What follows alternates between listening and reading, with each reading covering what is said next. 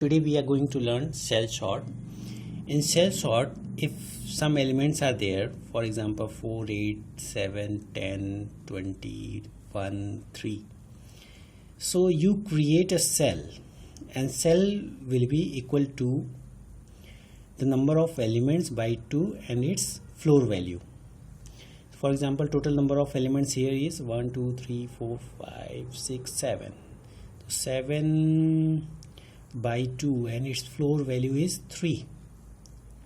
So in 3 के gap में हम इसमें कंपैरिजन परफॉर्म करेंगे. तो for example this is first element, so after 3 1 2 3 fourth element will be compared. So अगर आप इंक्रीजिंग ऑर्डर में रखना है तो जो भी अगर first is greater than second then you perform swap. और उसके बाद उसी सेल में क्या कहते हैं उसको एक एक शिफ्ट करते जाएंगे. नेक्स्ट टाइम ये और इसका कंपैरिजन, फिर ये और इसका कंपैरिजन. ठीक है, तो एक सेल क्रिएट करते हैं. तो this is cell of 3 values और उसमें कंपैरिजन परफॉर्म करते हैं एक एक आगे बढ़ा के. उसके बाद नेक्स्ट टाइम अगेन फिर हम न्यू सेल की वैल्यू फाइंड करते हैं, जैसे 3/2 और 2 से डिवीजन करते हैं. तो इसका फ्लोर वैल्यू क्या हो जाएगी 1. तो फिर 1 1 का कंपैरिजन करते हैं फर्स्ट, उसके बाद नेक्स्ट एलिमेंट का. फिर इन दोनों के कंपैरिजन करने के बाद फिर इस कंपैरिजन वाले को और एक आगे शिफ्ट करते हैं, मतलब नेक्स्ट इसका और इसका होगा. तो इस तरीके से कंपैरिजन परफॉर्म करते हैं सेल सॉर्टिंग में. तो सेल सॉर्टिंग का this is the algorithm for sale sorting. Okay, so this is also one more package for cell. So here m equal to max by 2, max is number of elements and by 2. So these are the integers. So if it is 7.5 its value, then it is equal to 7 by default, because integer and integer operation is integer in C. So you may write here it is a floor value also. So let's take one example. 2, 8, 4, 3 and 10. So 5 elements are there.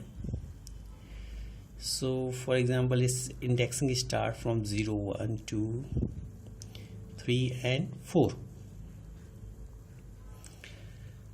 So first we have to find m value. M equal to number of elements 5 by 2. So it is 2.5, which is equivalent to floor value of 2. तो 2 के gap में मुझे comparison perform करना है. 2 is greater then 0, this is correct.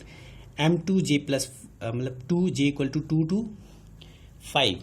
जब तक condition true हो रही है तो हम एक लूप रन करेंगे. तो 2 के गैप में कंपैरिजन परफॉर्म करते हैं. तो फर्स्ट दीज 2 एलिमेंट्स को कंपैरिजन करते हैं. 2 and 4 में कंपैरिजन परफॉर्म किया. तो 2 is not greater than i plus m. तो मतलब ये 0 है और m की वैल्यू 2 है, तो 0 + 2, दिस इज 0 + 2. सो इसमें कंपैरिजन परफॉर्म किया तो ये कंडीशन ट्रू नहीं होती, इसलिए हम स्वैपिंग परफॉर्म नहीं करेंगे. इन दोनों में हम इंक्रीजिंग ऑर्डर में सॉर्टिंग कर रहे हैं. फिर अगेन नेक्स्ट एक इंक्रीज कर देंगे.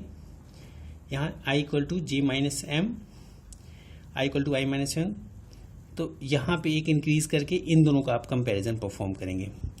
8 और 3 में जब कंपैरिजन करेंगे तो 8 इज ग्रेटर देन 3, तो इन दोनों में स्वैपिंग परफॉर्म हो जाएगी. तो एलिमेंट क्या हो जाएगा 2, 3, 4, 8 एंड 10.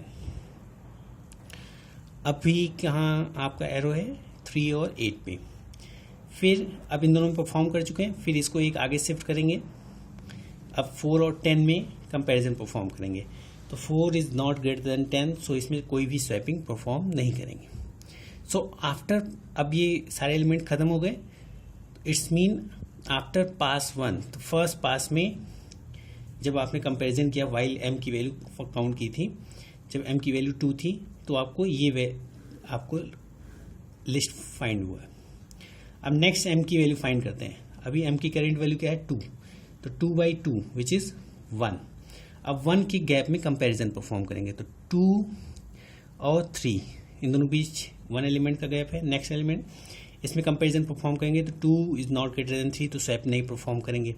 फिर 3 और 4 का कंपैरिजन करेंगे. तो यहाँ पे स्वैपिंग नहीं होगी, 4 और 8 का यहाँ पे स्वैपिंग नहीं होगी, 8 और 10 का यहाँ पे स्वैपिंग नहीं होगी।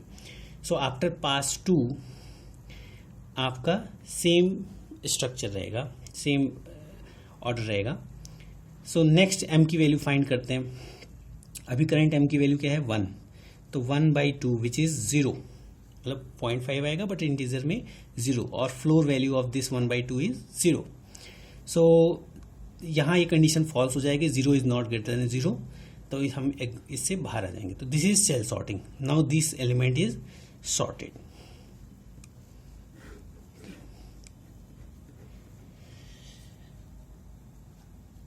And its complexity is n log n square, the worst case. Thank you.